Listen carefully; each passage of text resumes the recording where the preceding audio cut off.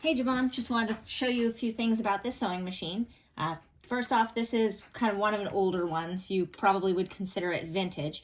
And so the vintage ones, once you have plugged them in, they are actually on. So don't leave these plugged in all the time. Like even though the light's not on, if I press the foot pedal, it's actually on. And there is a light switch. It's over on this side. There's a little button on the side. You can turn it on. See the little light. This one is super fancy. Has a little digital display on it and a whole bunch of different stitches. Right now I'm on stitch 3. They actually have 20 stitches listed, but 3 will probably be the one you use most. It's just a regular straight stitch. So I just want to show you how to thread this machine. Fortunately, they do have a threading guide on the top. It's going to help you a lot. So let me show you how to do that.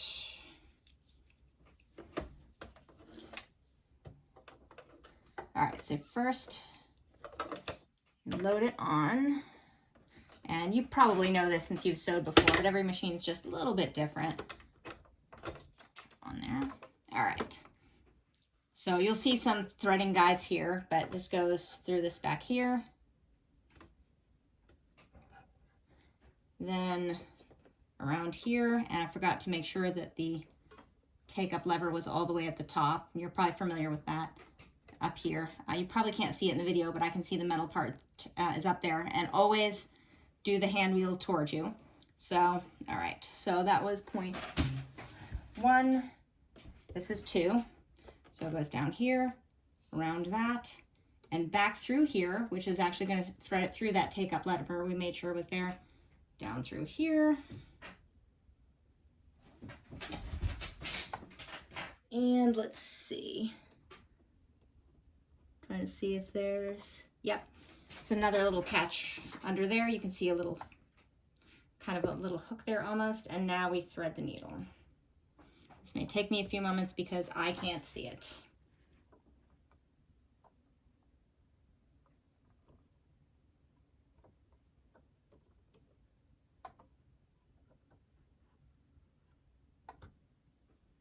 All right, we threaded the needle from front to back. And as you saw, I threaded it underneath there and pushed it through here. Now we load the bobbin, and I'll show you how to wind a bobbin in a minute.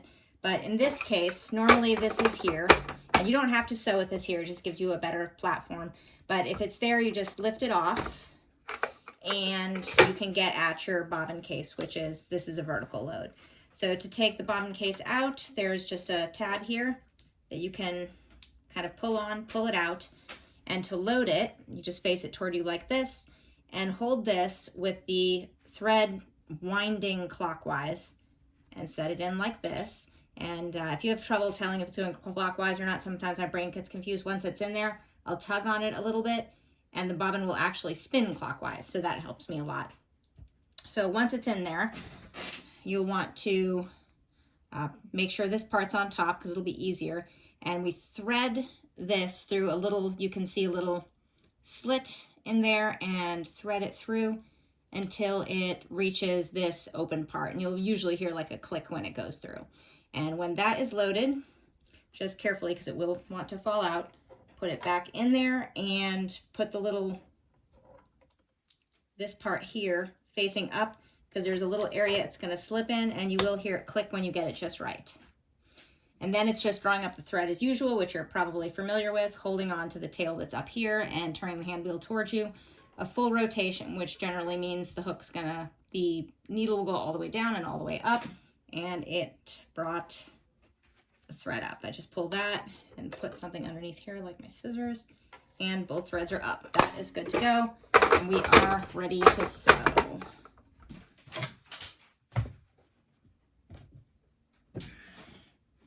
All right, so I have some scraps around here. All right, and sewing, you're probably familiar with. The presser foot, the lever, I always go to the back of the machine. This one's kind of on the inside near the head. All right, hold on to the tails for the first couple of stitches and all right, so it gives a pretty good stitch. And this over here is the stitch length if you want them longer or shorter. This is the reverse for when you want to lock in your stitches. Looking good. Turn the hand wheel toward me to get the needle out. And there we go. Looks pretty good. There's my little reverse stitch right there. All right, so if you want to do specialty stitches, this shows you all of the different stitches.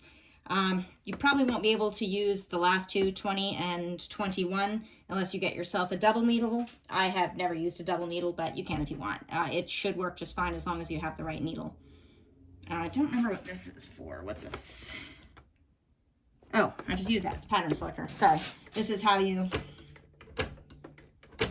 select which stitch you're going to do, and it'll show up here. It'll give you the number, which is here, and what it's called. Like number 8 was the shell tuck. And there's a couple fun ones, like there's a little swan and a little tulip. I don't think you'd ever have occasion to use them, but they are just kind of fun to have. All right, the only other thing I want to show you is winding a bobbin. I don't have any spares. Ah! All right. So I'm just going to unwind this, because you never want to put new thread on top of old thread.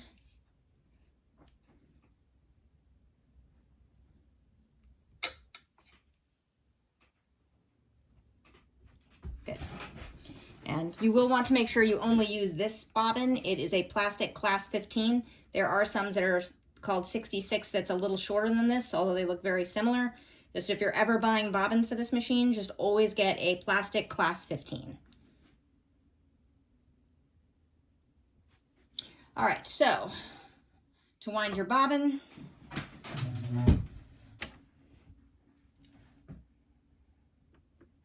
we're still going to go through here. The instructions do show us here, but we are going to use this over here, and there's a little diagram on the top that'll help. Shows us to go around this little head and slide around the round piece. All right, then put some thread through the bobbin holes, or thread it from the inside going out. I have trouble with all these teeny weeny little holes. There we go.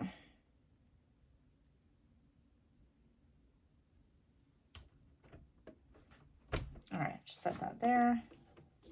And take in some of this extra thread. Oops, I accidentally unthreaded it a little bit. There we go. All right, so I would hold on to this and push this whole thing there.